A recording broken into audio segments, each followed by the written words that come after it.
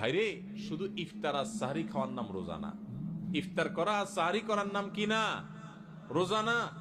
এটাতে রোজার স্ট্রাকচার দাঁড়ায়, কিন্তু রোজা ফাইনাল হয়, কমপ্লিট হয়, পূর্ণাঙ্গতা পায় যদি রোজা রেখে আপনি মুত্তাকি হইতে পারেন, যদি রোজা রেখে আপনি হারাম কাজ ছাড়তে পারেন, যদি রোজা রেখে আপনি খারাপ কাজ ছাড়তে পারেন।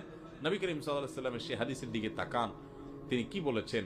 মাল্লাম ইয়াদা কাওলা যুরি ওয়াল আমাল বি, যে ব্যক্তি মূর্খতা সুলভ কাজ ছাড়লো না, মিথ্যা কথা ছাড়লো না, মিথ্যা কাজ ছাড়লো না, গুনাহ এবং পাপাচার এগুলো ছাড়তে পারলো না, ওই ব্যক্তির রোজা রাখা আর উপোস থাকা সমান। তার উপোস থাকায় আল্লাহর কোনো ঠেকা পড়ে না।